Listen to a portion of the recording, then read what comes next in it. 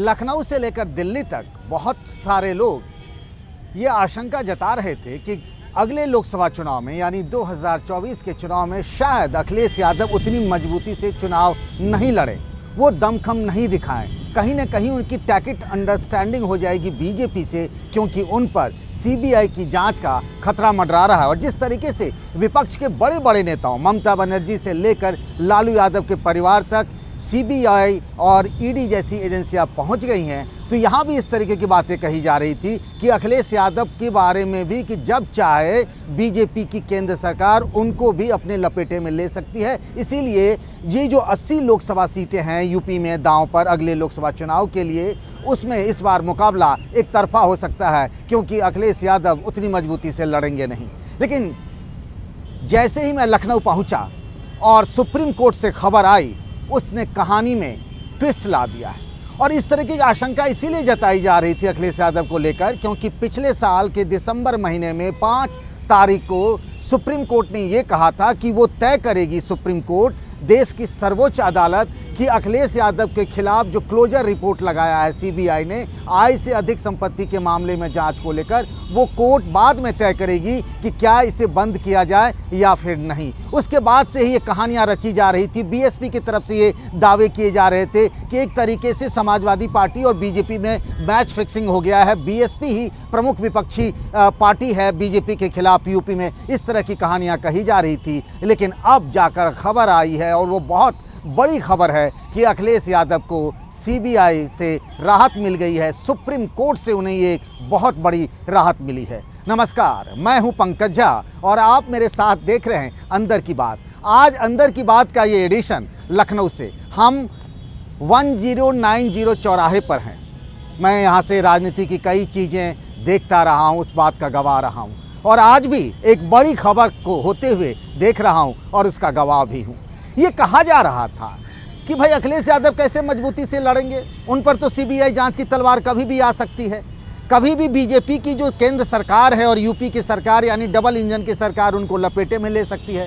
अखिलेश यादव के हाथ बंधे हुए हैं। लोगों ने तो यहाँ तक कह दिया था, यानी कहने वालों ने, कि ये जो रामचरितमानस का विवाद बनाया गया है, ये सब इसीलिए बनाया जा रहा है ताकि बीजेपी को फ़ायदा हो जाए। अब जितने मुँह उतनी बातें थी, वो सब इसीलिए हुआ था कि पिटीशनकर्ता जो हैं विश्वनाथ चतुर्वेदी, वो जब कोर्ट में गए थे कि उनको सीबीआई की क्लोजर रिपोर्ट दी जाए, तब पिछले साल के 5 दिसंबर को सुप्रीम कोर्ट ने ऐसी बात कह दी थी। सुप्रीम कोर्ट ने ये कहा था कि वो तय करेगी बाद में कि आखिर इसको केस को ख़त्म किया जाए या फिर नहीं किया जाए। अगर केस ख़त्म नहीं होता तो फिर अखिलेश यादव पर भी उसी तरीके से जांच की तलवार लटक रही होती, जैसे आज लालू यादव, तेजस्वी यादव या फिर ममता बनर्जी के परिवार के अभिषेक बनर्जी या दूसरे कई विपक्ष के नेताओं राहुल गांधी, सोनिया गांधी, सब लोग शामिल हैं। इस तरीके से उन पर भी ये खतरा मंडरा सकता था। लेकिन अब कहानी का द हैप्पी एंड हो गया है अखिलेश यादव के लिए। सुप्रीम कोर्ट ने एक बड़ी नज़ीर पेश की है। सुप्रीम कोर्ट ने विश्वनाथ चतुर्वेदी की याचिका खारिज करते हुए कह दिया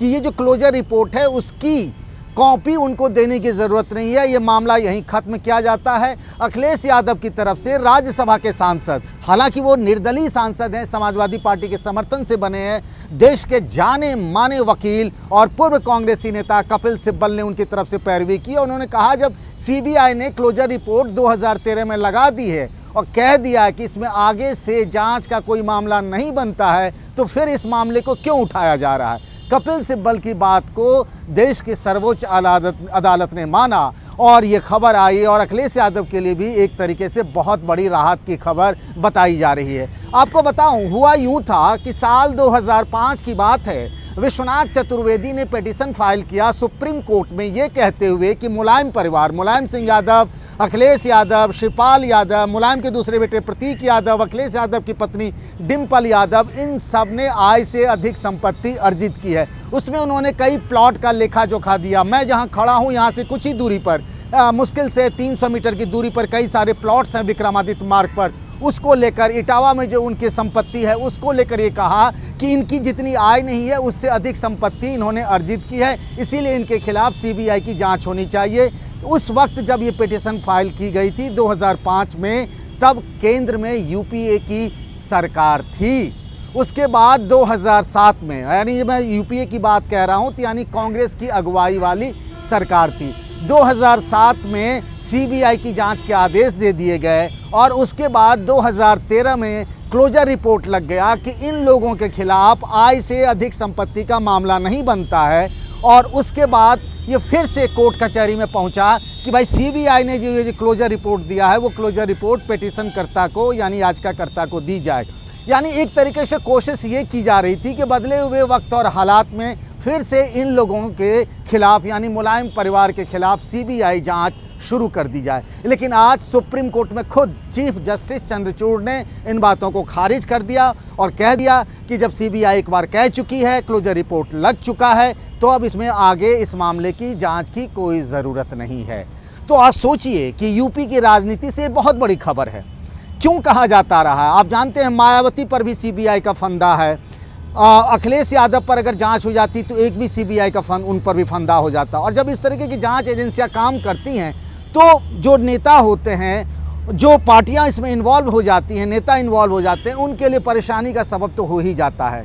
और इसीलिए इस बात को लेकर के तरह तरह की बातें कही जा रही थी। और बीएसपी जिस तरीके से अभी देखिए ना, कुछ ही दिनों पहले अखिलेश यादव ने कहा कि बीएसपी के जो कैंडिडेट होते हैं वो बीजेपी के ऑफिस से जारी होते हैं। बीएसपी की तरफ से ये कहा जाता है अखिलेश यादव क्या बोलेंगे, वो किस बात की राजनीति करेंगे, वो तो खुद ही सीबीआई की जांच के डर के मारे वो कुछ नहीं बोल पाते हैं। तो ये जो यूपी में बीजेपी के खिलाफ कौन सबसे बड़ा विपक्षी लड़ैया होगा, उसको लेकर भी एक लड़ाई चल रही थी। उसमें जिस तरीके से एक राहत की खबर मिली है वो अखिलेश यादव के कैंप के लिए बहुत बड़ी खबर है और समाजवादी पार्टी के कार्यकर्ताओं और समर्थकों के लिए एक राहत की बात कही जा सकती है। आज के लिए बस इतना ही। नमस्कार।